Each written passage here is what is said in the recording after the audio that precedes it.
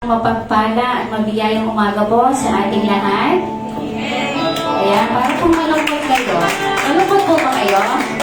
Pag hindi po kasi malungkot, nakangiti at pumapalakpak ng malakas. Ayun, no? Kaya estudyante dito, mukhang good boy na sila. Ayan, so ganun din po sa ating mga kapatiran na nasa ibang dako na mundo. Isang mapagpalang umaga po sa inyong lahat. Natatandaan niyo pa po ba yung tinatawag na disconnect to connect? Natatandaan niyo po yun as one of the reminders here sa ating pong bahay-sambahan? Paano po yung disconnect to connect? Disconnect muna sa ating cellphone.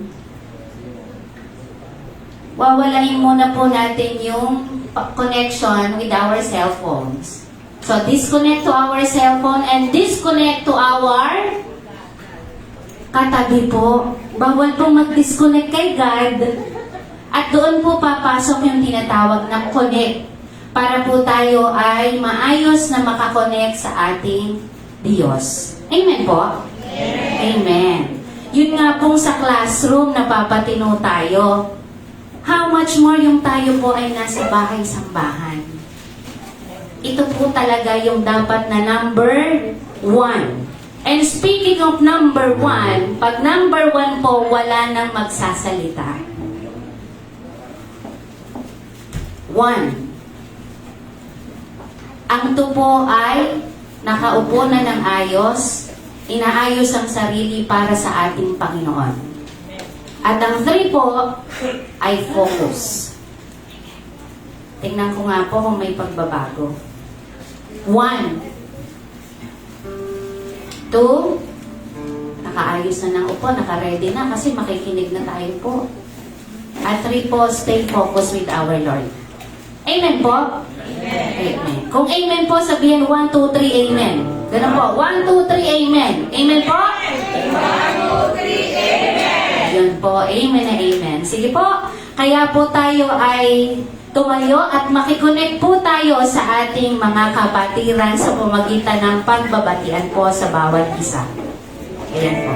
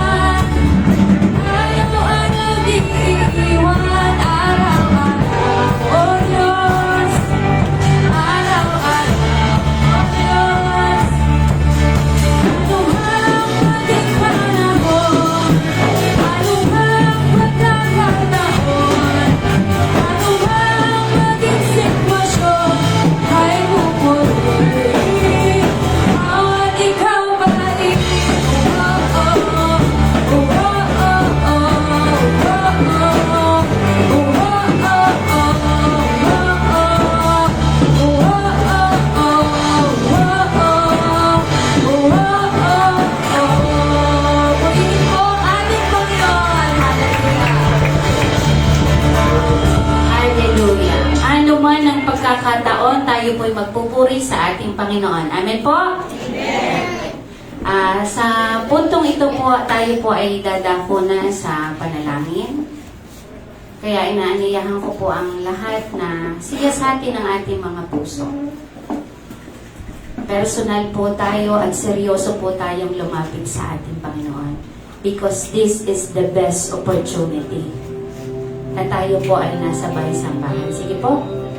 Let's bow down our heads as we feel the presence of God.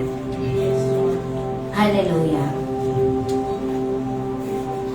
Ama naming Diyos na makapangyarihan sa lahat, puspos ng biyaya, ng habag, ng pagmamahal sa amin. Ang Diyos na hindi nagbabago mula noon, ngayon at magpakailanman.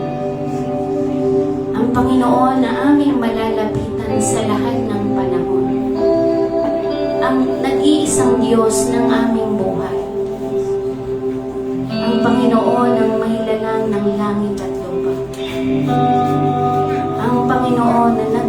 nagbibigay ng buhay sa amin.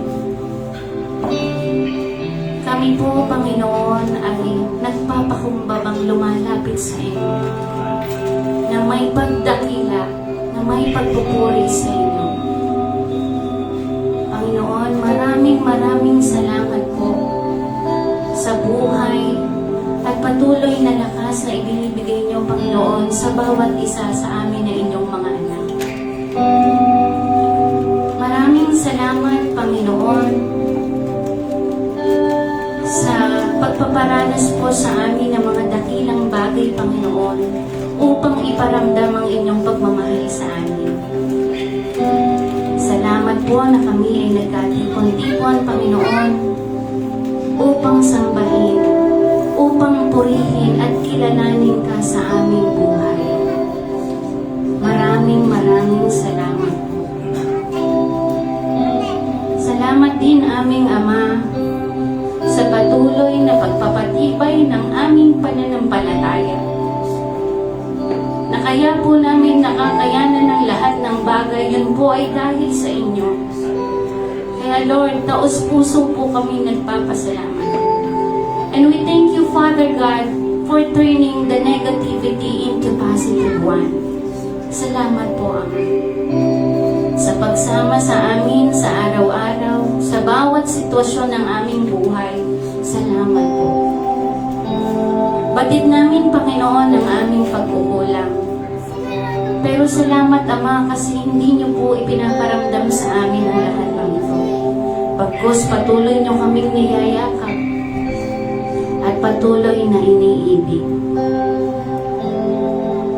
Kaya naman, Panginoon, sa mga oras na ito, tulungan niyo nawa ang bawat isa na puna ng pagkukulang na ito. Nang sa ganon ay magawa po namin ang aming dapat gawin, lalo na po ang pagpurihan kayo, aming Ama. Tulungan niyo din po, Panginoon, ang bawat isa na pagtibayin ang aming pananampalataya, O God. Ganon din po upang magawa namin ang aming mga responsibilidad sa aming pamilya, kaibigan, kapwa, at sa lahat ng tao, higit sa lahat, Panginoon, sa inyo po. Lead us, Panginoon. Pangunahan niyo po ang bawat isa, pakapuspusin niyo, Panginoon, ang kagalakan ng aming mga puso. At masiguro po, Panginoon, na sa paglabas namin ng sambahay-sambahan ito, bit-bit namin ang inyong mga salita, Panginoon, na magiging gabay namin sa araw-araw. Strengthen our faith, Panginoon. Lead us in everything we do. We trust in you, O God. All this we ask in the mighty name of your Son, Jesus Christ. Everybody say, Amen. Ayan, isang malakas po na palakpak para sa ating Panginoon. Amen. Sige po, ngayon po ay makakaupo na ang lahat.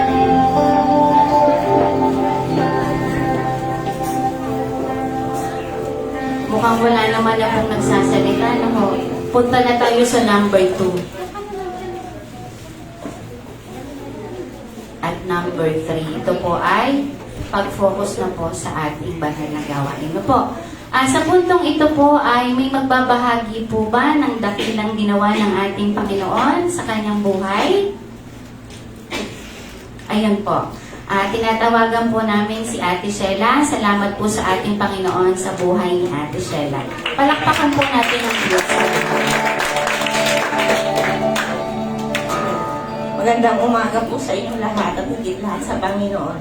Nagpapasalamat po ako sa Panginoon kasi binigyan niya po ulit ako ng panibagong taon ng aking buhay na kahit punong-puno ng pagsubok, pero lagi ko ang sinasabi, yun ang lagi kong pinagpapasalamat sa Panginoon. Yung mga pagsubok na dumarating kasi mas doon niya tayo, mas pinagtatag sa lahat ng bagay at pag nalampasan natin to, napakalaking achievement para sa buhay natin. Kaya, sa Panginoon po ang papuri ko sa lahat. Ayan, salamat Salamat po sa ating Panginoon sa buhay ni Ate Sheila. Kaya po pala nakapula si ate. Na po, yun po ay parang nagpapakita ng masaya, tapos po kaarawan, no? At punong-puno ng kagalakan ng kanyang puso sa ating Panginoon.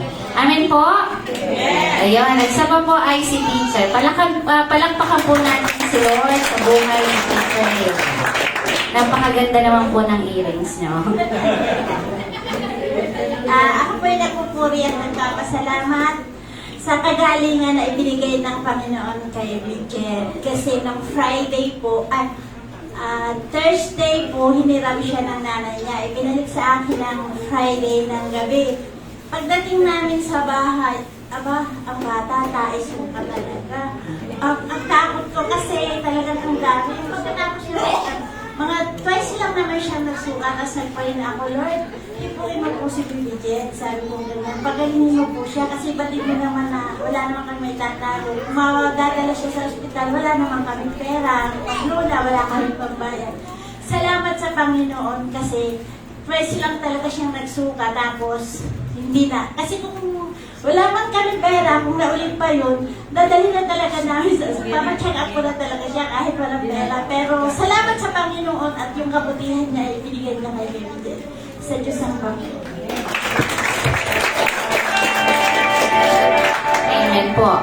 So, yun nga po, isa din po, salamat po sa ating Panginoon sa pagpapaalala sa atin na pag may pagsubok po tayo, hindi ito hadlang. No po, para yung faith natin ay mawala kay Lord. Amen po? Bagkus lalo niya po tayong patatatagin sa mga ganitong sitwasyon. Di ba po? So, ako po ay ganun din kay Teacher Nate na kapag kanina po kasi may nararamdaman si Tim, sabi ko, anak, mag-MC si Mama, naku, kailangan kong ipag-pray to. Kasi para pong humihilabang siya ni Tim. So, pinag-pray ko lang po ni Lord at salamat po sa ating Panginoon. Talaga pong prayers can move mountain. Amen po? Amen. Sige po, kaya po yun lang po natin ang sarili natin sa pagpupuri.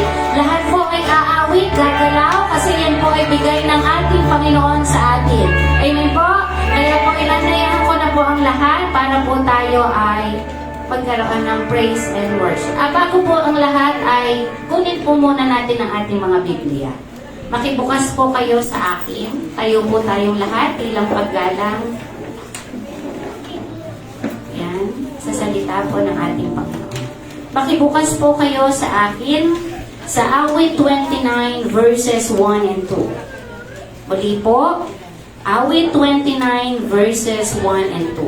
Sabay-sabay po natin basahin. Nakita nyo na po ba? Magsabi po ng Amen. Amen. Ayun. Sige po, basahin po natin ng sabay-sabay.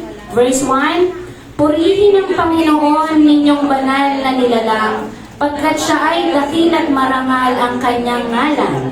Si Yahweh ay dakilain, purihin ang Diyos na banal, yumuko ang bawat isa kapag siya ay dumatal. Ayan po, amen po, purihin po ang salita ng ating Panginoon.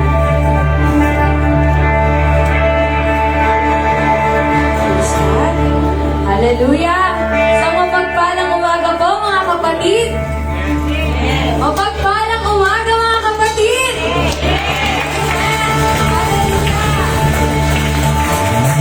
Mga kapatid, kayo po ba ay masaya? Kayo po ba ay masaya?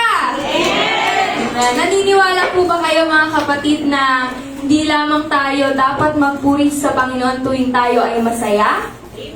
Amen. Pakisabi po sa ating katabi, kahit na ikaw ay malungkot, purihin mo ang Panginoon. Kahit na ikaw ay nasa gitna ng pagsubok, purihin mo ang Panginoon.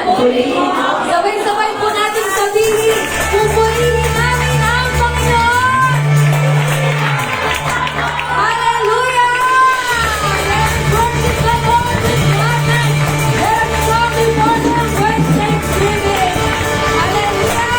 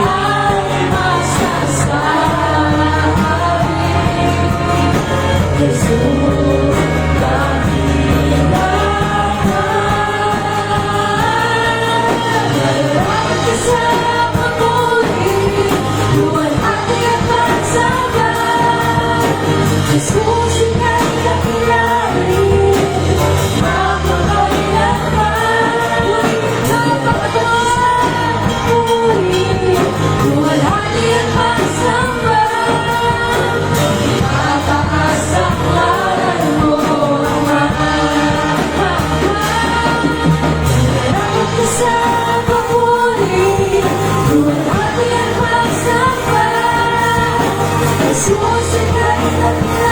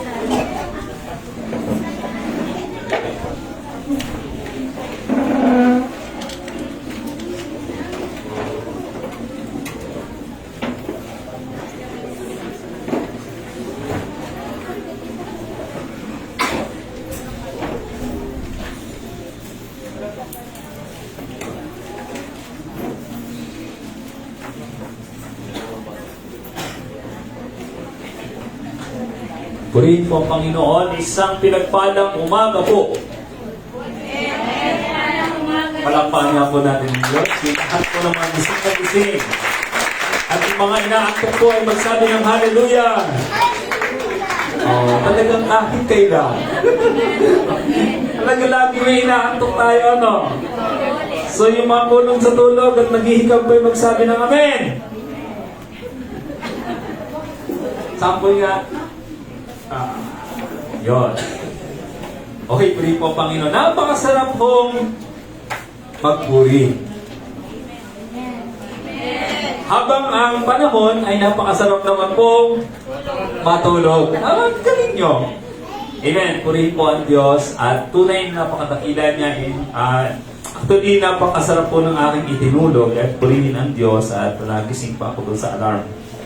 Dahil kanina po madaling araw, siyempre, meron pong don't watch, siyempre kailangan pong gumising at kailangan po tayong maagang sumalubong sa presensya ng Diyos. At salamat sa Panginoon, at talagang tayo binigyan ng buhay, lakas, at lahat ng mga dakilang bagay.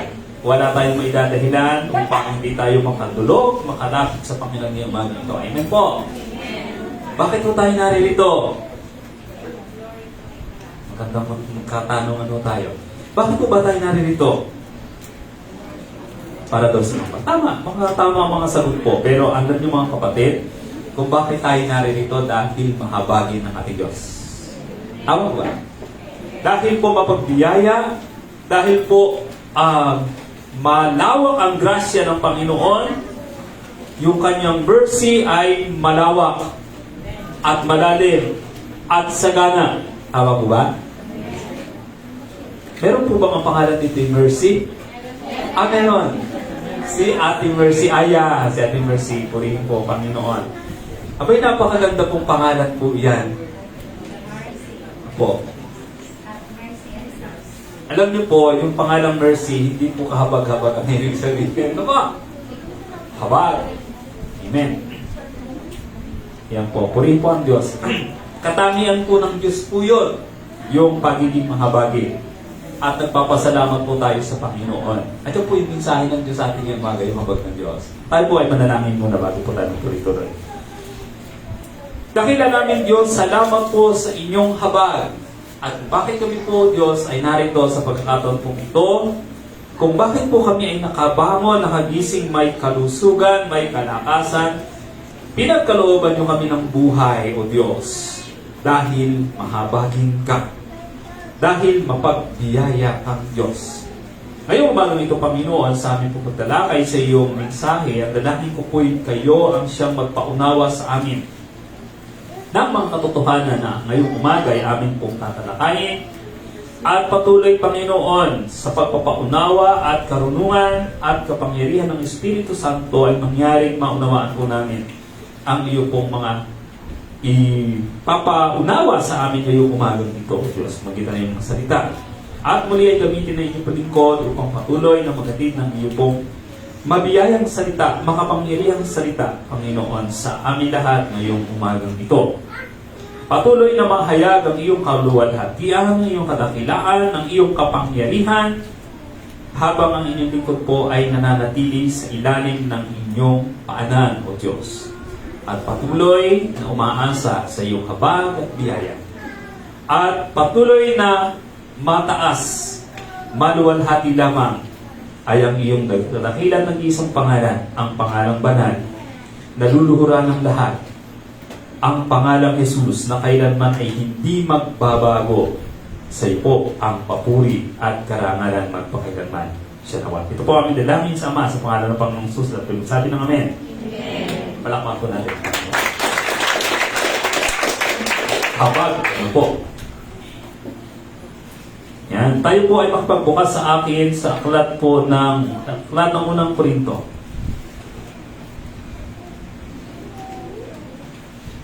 Ikalawang Korinto chapter 4, beginning verse 1 to 5.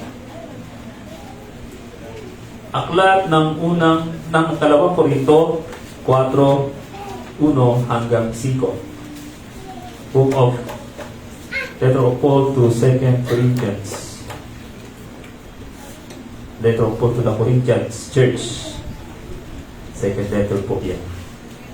Chapter 4, beginning verse 1 to 5. Sabi po roon, therefore, seeing we have this ministry, as we have received mercy, we faint not, but have renounced the hidden things of dishonesty, not walking in craftiness, nor handling the word of God deceitfully, but by manifestation of the truth, commending ourselves to every man's conscience in the sight of God.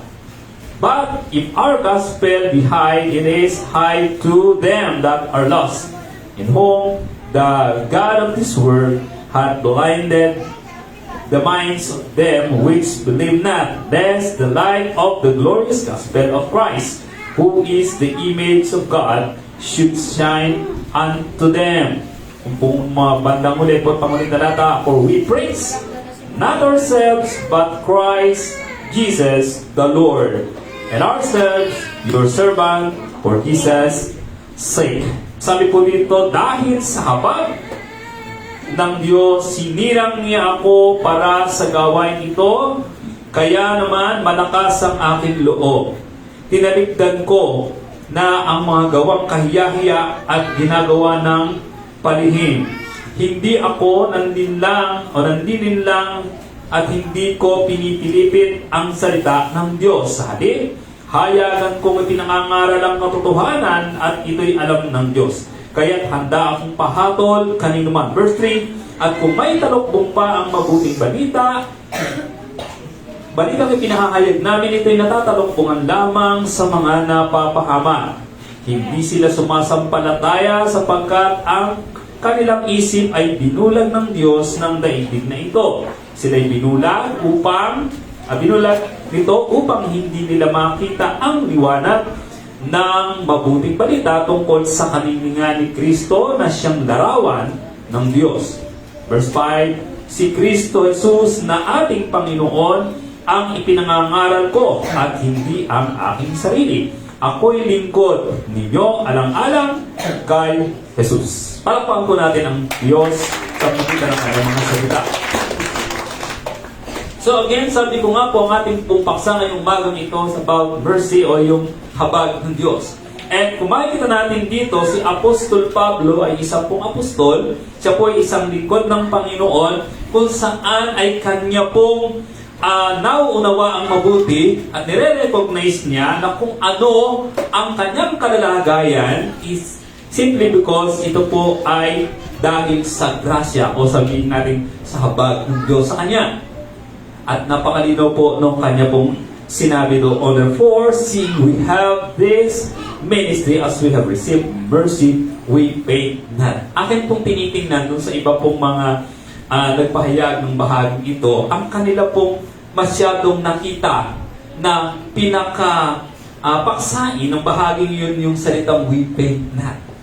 Tingnan natin, oo naman, wala naman talagang violation. Titingnan din natin, ay siyempre, babagsak pa rin po doon sa simply because our God is a merciful God. Tama naman po, ano? Pero ako po ang titingin, mas nakita ko po yung mercy. At doon sa mercy niyo ng Diyos ay doon nakaangkla lahat noong mga pinatunayan ni Apostol Pablo na kanyang naranasan mula sa Diyos bilang isang minister ng Ebanghelyo. No? Alam po natin, sabi doon, therefore seeing we have this ministry. So si Pablo ay nakalagay sa isang kalalagayan, sa isang pong paglilingkod kung saan si Pablo po ay isang apostol na itinalaga ng Diyos na mangaral ng mabuting balita sa mga hindi. Kahit si Pablo ay isang Hudyo. Salungat sila ni Pedro, si Pedro naman po ay mangangaral ng Ebanghelyo sa mga Hudyo naman. So, kumbaga, pinapakita ni Pablo na siya po ay isang lingkod ng Diyos, siya po ay itinalaga sa mga hindi. Kaya meron, sabi niya, nakita natin na siya ay tumanggap ng ganong klaseng kaloob mula sa Panginoon ang mangaral ng mabuting balita sa mga hindi. So kung titingnan po natin mga kapatid, no ho, sabi nga doon, therefore seeing we have this ministry as we have received mercy.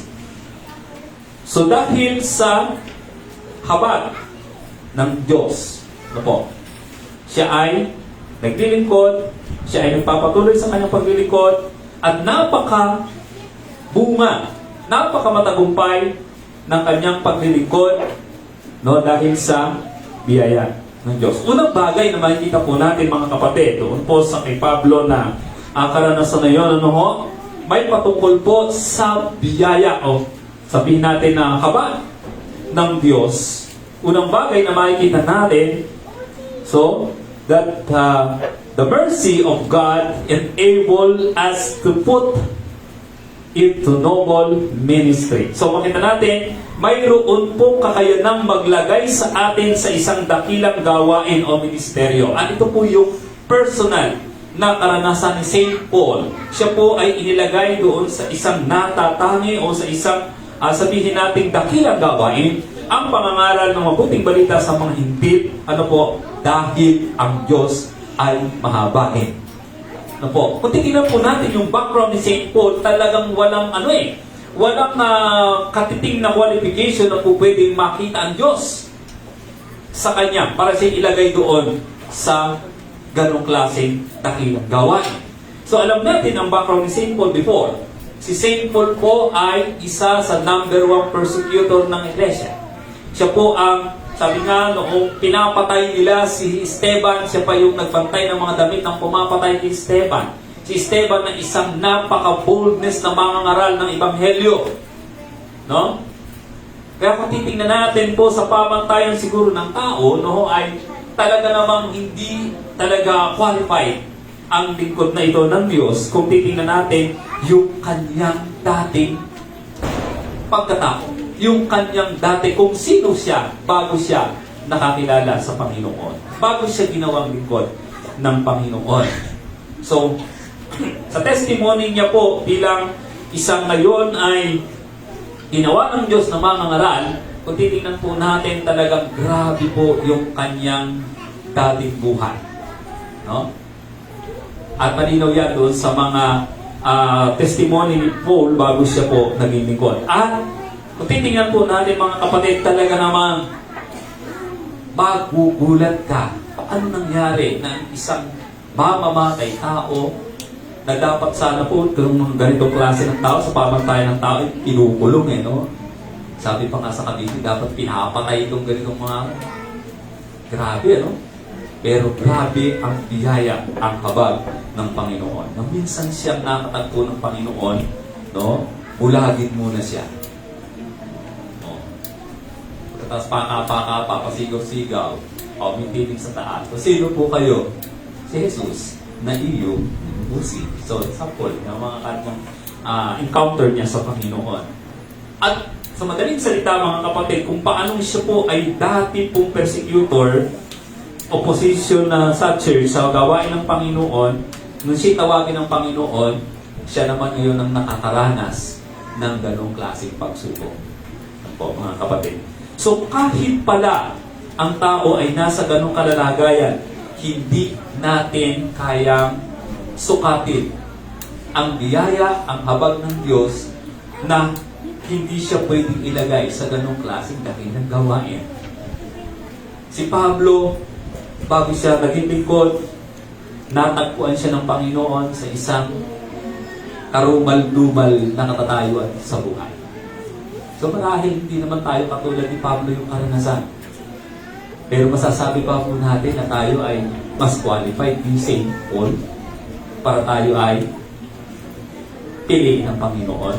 So ang isang katotohanan mga kapatid, sa habag ng Panginoon, walang bagay na imposible. Ito. So marahil po mga kapatid ay naiisip natin minsan, mahal pa kaya ako ng Diyos samantalang ako'y ganito? Sa dami ko ng kabulastugan at kabalbalang ginawa sa Panginoon, may pag-asa pa kaya akong baguhin ng Diyos? Ayon. Amen. Diyos ay laging nasa kanyang trono. At ang kanyang katangian bilang isang mahabaging Diyos ay hindi nagbabago. Tingnan po ba?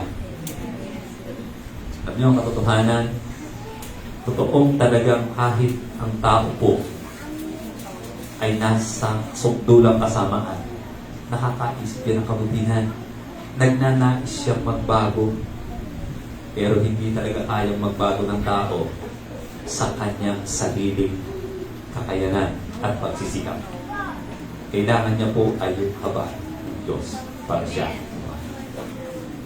Si Pablo po ay believe, alam naman niya masama talaga yung kanyang ginagawa. Kasi patino naman ang isip eh. Yung ba namang papatayin mo yung mananampalataya? Yung ba namang uusigin mo yung mananampalataya? Yung ba naman ay di naiintindihan niya kung sa akin ito ginagawa, hindi ko na ito magugustuhan. So naniniwala ako na habang si Pablo noon ay nasa ganung kalalagayan, naiintindihan niya na mali yung kanyang ginagawa. Pero si Pablo ay nagbago hindi dahil magaling siyang magbago ng kanyang sarili. Mayroon siyang kaya ng bago ng kanyang sarili. Kundi naranasan niya alin yung habag. Why? Kasi yung kanyang kalalagayan ay isang kahabag-habag na kalalagayan. At ang magkakaroon lamang ng interes sa ganong klase ng tao ay yung mas malalim po ang habag na nararamdaman. Salamat sa Panginoon. During the encounter of St. Paul, nung siya ay si Saulo pa, ay hindi ipinadama ng Diyos sa kanya ay yung lupit ng Diyos. Yung bagsik at galit ng Diyos. Hindi tinapatan ng Diyos ng kanyang bagsik yung kabagsikan ni Pablo sa mga mananampalataya during that time. But instead, pinagana ng Diyos at mas naging patimbang sa puso ng Diyos na si Pablo ay kahabagan sa isang kahabag-habag na kalalagay. Ay mga kapatid, maaari hindi naman tayo kasing bagsik ni Pablo. Pero meron tayong common denominator ni Pablo. Na kung si Pablo po ay makasalanan, makasalanan din tayong lahat. At kahit tayo makasalanan tayong lahat, ang habag ng Diyos ay available pa rin sa ating lahat. Amen po ba? Imagine mga kapatid, kung hindi ba naman talaga ang Diyos ay mapagmahal at mahabaging Diyos, bakit sino naman kaya tayo para mamatay ang isang dakilang Diyos at magbayad ng kasalanan mo at kasalanan ko? Di po ba? Pero yan po ay ginawa ng Diyos para sa atin. Namatay ang kanyang buktong na anak sa krus ng Kalbaryo para bayaran ang kasalanan ng mga taong hindi naman mabuting ikaw, ako, at si Pablo at lahat. Amen. Pero ang kanyang habag ay sobrang napakalalim at napakadakila. Hindi lamang si Pablo inayos doon sa kanyang buhay na makasalanan, ginawa pang lingkod. Amen. Isang dakilang bagay na naranasan niya sa Panginoon. Kaya ang sabi niya, therefore seeing we have this ministry as we have received mercy. Bakit kaya si pastor ay nakakatayo sa pulpito sa panahon ito? Dahil kinakabagan din po ako ng Diyos. At ako po'y naniniwala mga kapatid, kung hindi po ako natagpuan ng Diyos, marami na rin siguro pinatay na tao. Alam niyo kung bakit? Ako po yung tipo ng tao, hindi ako marunong kilabutan sa galit ng iba. Ang kinakatakutan ko po yung galit ko. Ang kinakatakutan ko po yung gagawin ko sa mga tao sumili sa akin. But because of the mercy of God, ang inyo po lingkod ay nakakatayo sa inyo po harapan. Pag ako po'y kinuhan niyo po ang aking pong background sa aking pong barangay, wala naman pagsasabi niya si pastor ay napaka tarantadong tao. Palagi po wala kayong makukuha ng ganun. Pero kaya nga lang, alam ko po kung ano yung sarili ko. Hindi rin po ako napakabait na tao. Lalo pag ako'y nagalit. Nakaka-identify po ako sa kalagayan ni St. Paul. At kung kayo po'y magtatanong sa lahi ko'y maiintindihan nyo kung gano'ng kabiyaya nga ando sa akin. Hindi po ako galing sa pamilya magnanakaw, pero galing po ako sa pamilya hindi rin nagugulat sa galing ng iba. Ganyan po, Panginoon. Both side. Kahit panlahi ko ng Batangas. Kaya minsan ako nagtatanong sa Panginoon, Lord, ano ba ang nakita mo sa lahi ko at sa akin para ako iyong kapagan at gawin din mo? Kaya po mas lalo kong na-appreciate po ang kalalagay ni Pablo. Yes, walang imposible kapag habag ng Diyos ang kumilos. Amen po ba? Amen po ba? Palakpak po natin ang Panginoon. Ang habag ng Diyos ay pwedeng bumago ng buhay. Ang habag ng Diyos ay maglalagay pa sa iyo sa isang dakilang gawain. Walang posible sa Diyos. Amen po? Purihin po, Panginoon. Yun po yung unang bahagi po ng naranasan si Paul. Pangalawa po, mga kapatid, ang habag ng Diyos ay magdadala sa atin sa isang buhay na banal. Makita po natin yung verse 2. Ang sabi po dito, mga kapatid, ay kalinaw.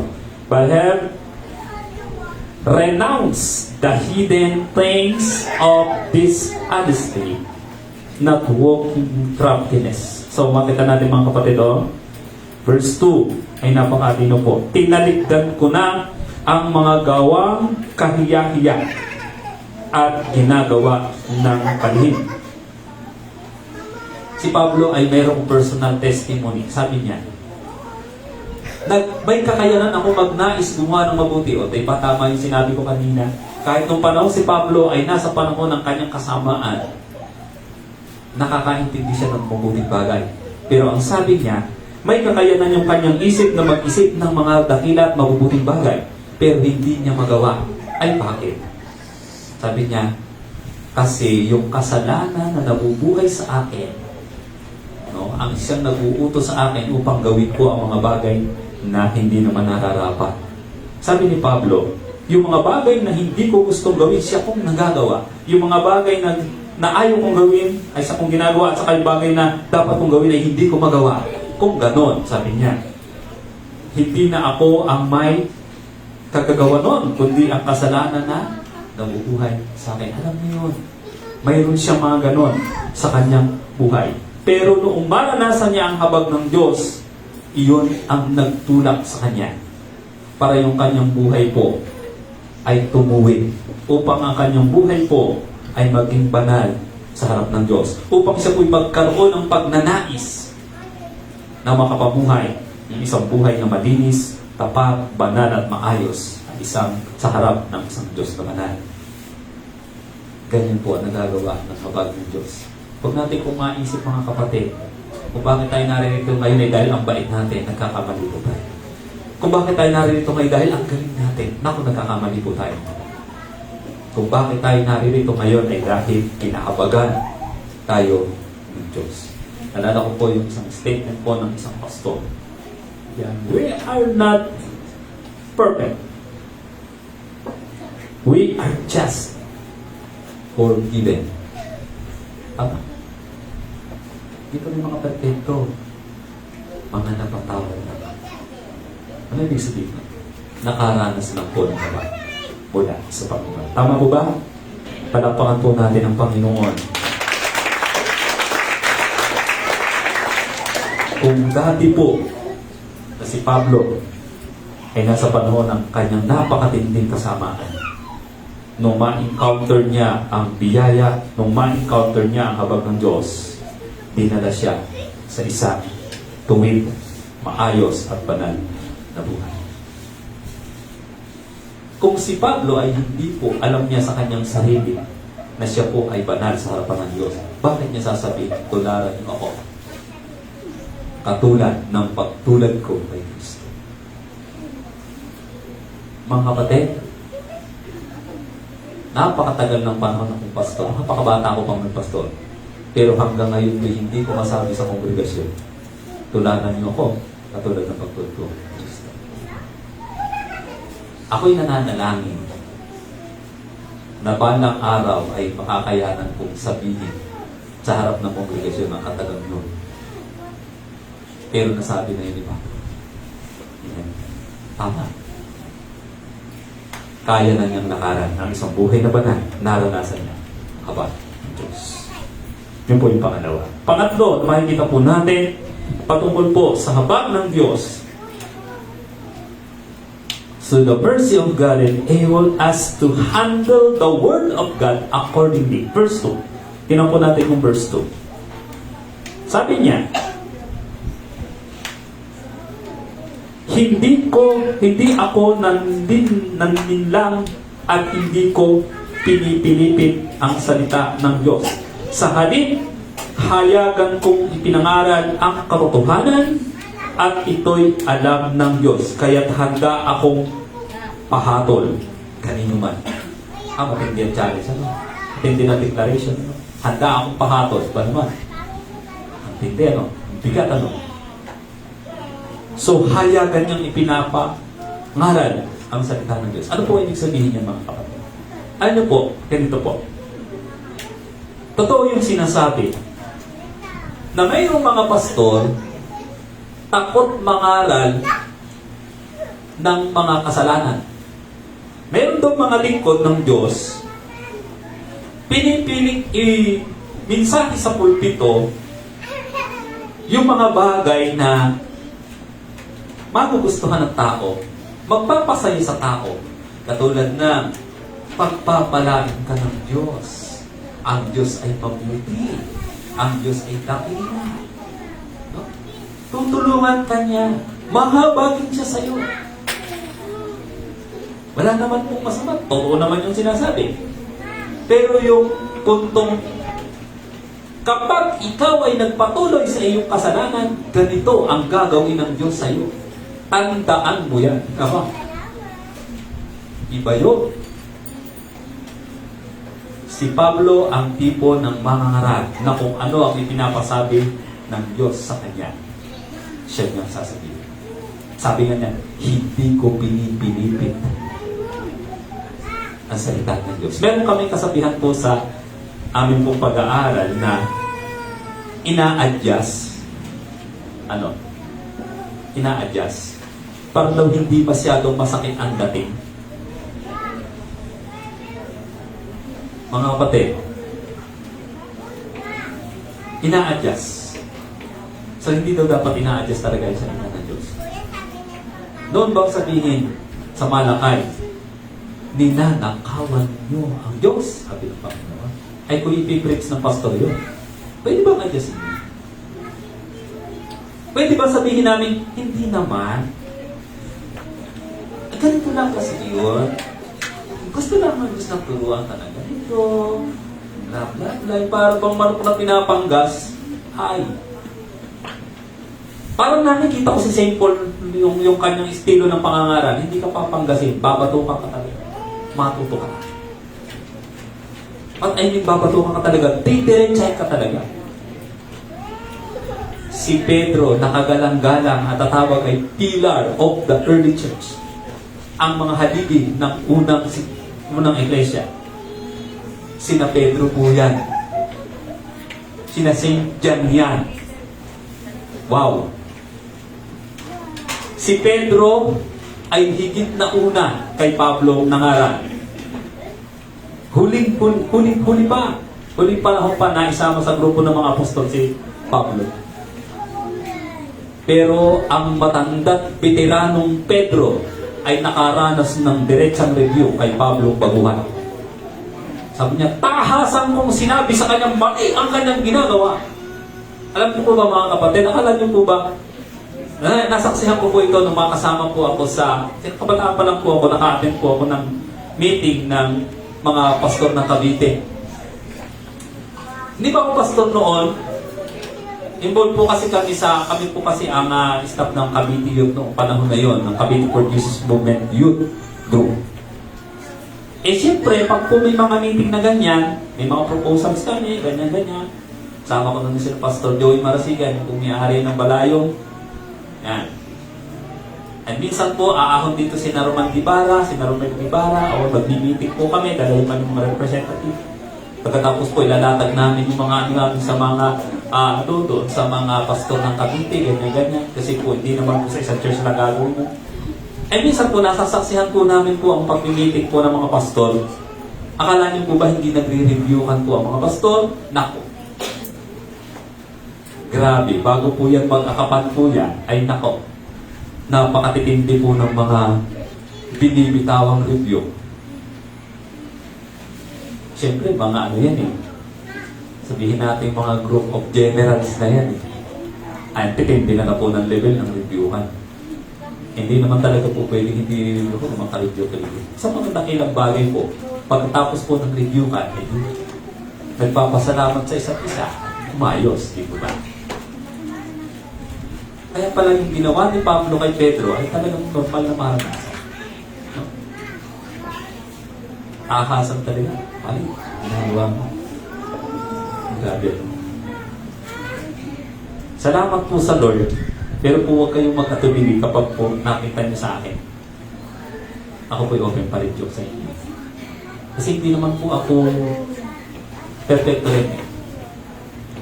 Kinahabagan din lang. Pero kung kayo po yung gagamitin ng Lord para makorek ako, at ako'y magpapasalamat po sa inyo. Puntahan niyo po ako sa amin ha. Huwag niyo lamang po ako re-reviewin sa kita ng kali. Ako naman po yung marunong limahin. Kakaintindihan mo ba tayo doon? Pero tatanggap po ako ng review. Basta po at makakatulong po para sa akin. Paalala rin po, minsan-minsan. Para din po bahagi ko yung side ko, kung mayroon nga ako ibabahagi. Pero po ako'y handa rin po ako pang-correct. Kasi sinabi na rin po ni Pablo yan, ako man, anghel man, bumaba mula sa langit at mangaral ng ibang mabuting balita. Sumpain nyo. Ay, basta sumpain na. Hindi pa subali ano. Apakabigat po talaga noon, no? Maraming susumpain na. Kapingin niyo po ako sa balikat, Pastor. Punta kita sa bahay mo. Ako'y inupid mo nung isang araw eh. At ito ba? Ay, huwag naman akong susumpain ng dire-diretso. Baka naman kumabang ako sa lupa. Huwag naman po, ano? So, mga kapatid, si Pablo ay pag nangaral, diretso yan. Hindi na ina-adjust. Ang mali ay mali, ang tama ay tama. Ang biyaya ay biyaya. Ang kasalanan ay kasalanan. Ang hatol ay hatol. Di po ba? So isang dakilang bagay po sa mga lingkod ng Diyos, hindi natin hina-hybrid po yung salita ng Diyos. Po? Kaya ito po ang dapat talagang pinag-iingatan po ng mga mangangaral. Sinisigurado natin puro ang salita ng Diyos na narinig ng mga tao. No. At ito po ay naranasan ni St. Paul sa magitan ng habag ng Diyos. Wala siyang sariling galing. Bagaman po talaga si Pablo ay sadyang aral na aral, pero wala siyang sariling galing. Yan po yung biyaya ng Diyos. Yan po ay habag ng Diyos sa Kanya. Nagagawa niya talaga na ipahayag ang salita ng Diyos gaya ng nararapat. So yun po yung mga At pang-apat po at panghuli, at yan po natin tatapusin, ano ho? Yung mercy ng God. The mercy of God enable us to preach Christ alone and not ourselves. Verse 5. So, ano ibig sabihin po niyan? Yan po yung tinatawag na Christocentric ministry. Yung Christ-centered ministry. Kung saan po ay si Jesus Christ ang sentro. No? Kaya nga po sabi niya dun sa Korinto, gusto nyo marinig lagi karunungan kasi ang gagaling ninyo. Kasi marami sa inyo yung mga philosophers. Kasi po mga kapatid, ang lugar po ng Corinth, ito po ay lugar ng mga tinatawag na the great philosophers. Mga tatalino talaga, mga debatista dyan. Pero sabi niya, ang ipinangangaral namin ay simple lang. si Jesus na napako sa krus.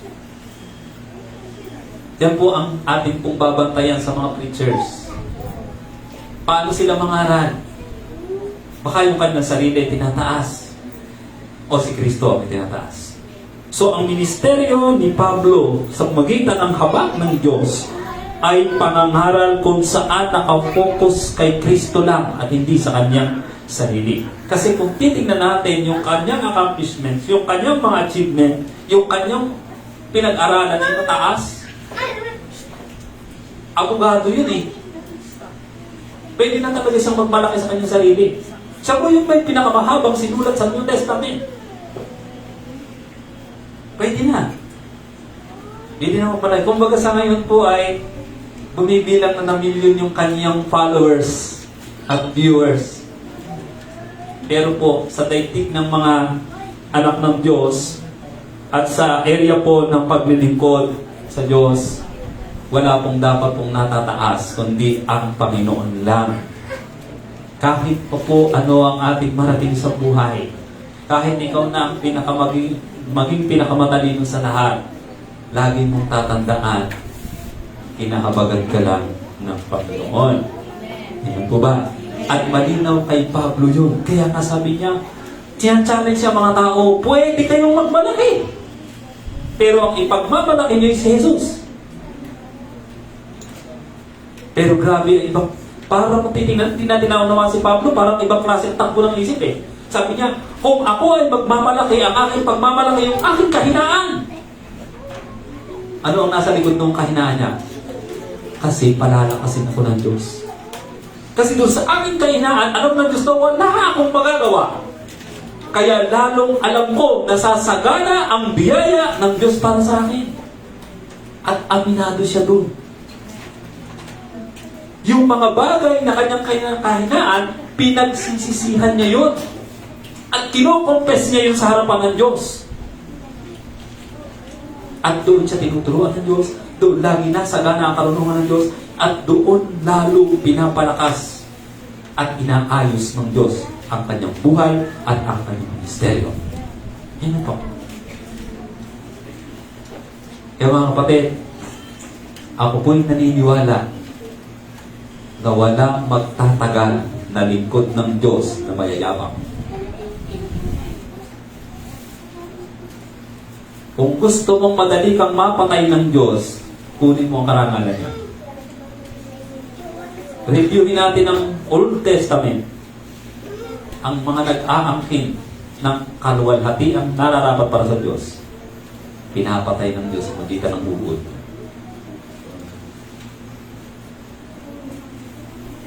Kaya masarap pong maging mapagpakumbaba at ibigay lahat ang karangalan sa Diyos. Hahaba ang buhay at ang ministeryo. Ayun po. Si Pablo po ay ganon. No? Kanya pong ipinapahayag with boldness si Christ lang, si Jesus Christ lang, hindi ang kanyang sarili. Ay mga kapatid, bakit ba ipinagbabawal sa atin ang kuhanin natin ang kaluwalhatian? Ganito ko po naiintindihan yan mga kapatid. Baka hindi po naiintindihan. Bakit bawal at mali na ipasok mo ang sarili mo sa kaluwalhatian? Kasi ang Diyos kasi ang naglalagay nun. Ang kaluwalhatian ay hindi po nire-request ng tao sa Diyos. Ang glory po ay kusang ibinibigay ng Diyos sa lahat ng nananampalataya sa Kanya. Ano ang sabi? Malinaw yun. Kapag siya ay nahayag, mahahayag tayo kasama niya. Kapag siya po ay luluwalhati, tatanggapin natin ang kaluwalhatian. Ay bakit ba na mahahanapin mo ang kaluwalhatian? Yung pala naman talagang meron ka nun. Ibig sabihin, pag hinanap mo talaga, ay sarili mo ang ipupwesto mo doon. Tama po ba? Binigyan ka na ng Diyos, naghahanap ka pa, mamamali na yun. Perfect na yun, magiging imperfect yun. Mahahaluan. Makumuntan. Basahin niyo po ang Romans 8. Malinaw po yung sinasabi ko. Ang kanyang pinawalang sala, puro past tense yun, ay kanyang tinawag. Hindi pawawalang sala, tatawagin, bibigyan ng kaluwalhatian. Ang kanyang tinawag, ang kanyang pinawalang sala, at kanyang binigyan ng kaluwalhatian. Past tense natin.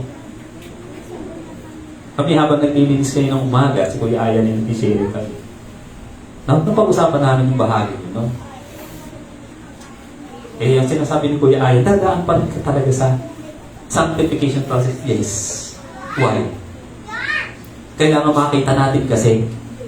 Pero sa paningin ng Diyos at sa puso ng Diyos, past tense lahat yun. Possible lahat yun. Kasi ginawa na ng Diyos, possible. So ano po ba pag sinabi ni Evangelio? Finished work of Christ, His finished work. Doon mo lahat ilalagay yun. Kaya pag ikaw ay maayos na Kristiyano, ang iyong buhay nakalagay sa Evangelyo. Si Christ, lahat iyan. Makakapamuhay akong banal kasi binalan na ako ng Diyos ng pa. Makakapamuhay akong banal kasi banal ang aking Diyos.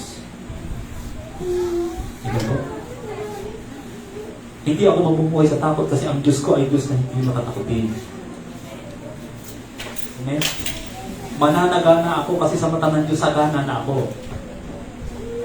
Pag tinignan mo yung description ni Pablo, iisipin ko, hanapan mo ng mga property si Pablo, sabi niya, ako yung pinakamayaman. Nagmukha akong pulubi. Ang totoo na, ako na, akin lahat ang bagay. Nagmukha akong walang-wala, pero akong pinakamayaman. Ano yung ibig sabihin? Sa mata, sa puso ng Diyos, yun naman talaga yung mananagayan niya. Anong sinusukat ng tao base doon sa pamantayan ng sanlibutan? Pero hindi ganun ang pamantayan ng Diyos. Ano po?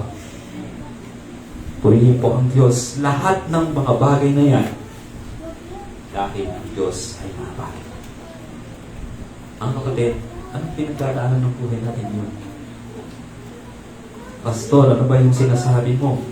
Ibig sabihin ba, available lang po yung mercy ng Diyos when it comes to ministry? No. Sabihin mo na yung lahat ng bagay na maiisip mo, pwedeng lapatan ng haba at biyaya yan. Para maging posible yan, para magkaroon ng kaganapan yan, kahit ano pa yan. What we need is only the mercy of Christ naman. Yan po. Para pagpunta pa rin tayo. Ano pa po ba ang palaala ng Diyos sa atin ngayong umaga? Ibigay po natin ang Diyos at sa Diyos sa lahat ng matulikan. At pa po sa magandang mga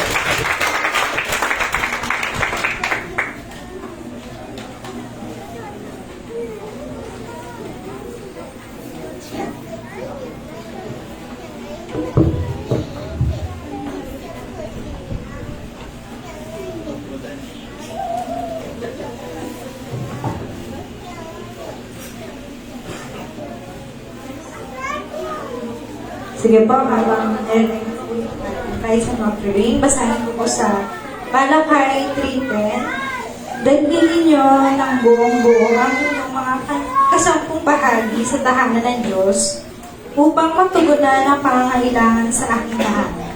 So, yung napakahalaga po ng ating tayo sa Notre-Dame nyo. Kasi ginagamit po pang bayad ng kuryente, di ba masarap ng aircon?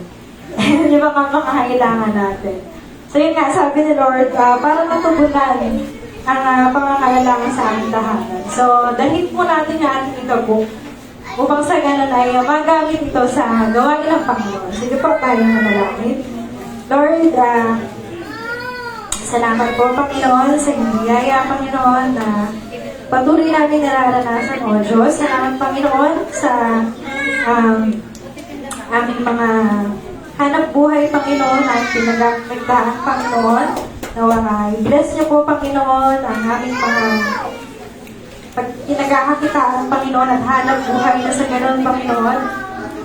Ito ay magamit, Panginoon, sa iyong ubasan, Panginoon, at lumago, Panginoon, ang iyong gawain, Panginoon. Salamat, Panginoon, na i-bless niyo po ang bawat isang bibigay sa iyo, Panginoon. At sa mga, di ba, kaya, Panginoon, kayo po, Panginoon, na mag-bless sa kanila, Father God. At palugin, Panginoon, ang kanilang hanap buhay, Panginoon, ang kanilang kalusugan, pangangailangan, Panginoon. Salamat po, Diyos. Ito ang aming dalangin sa pangalan ng Ama, ng Anak, ng Espiritu Santo. Amen.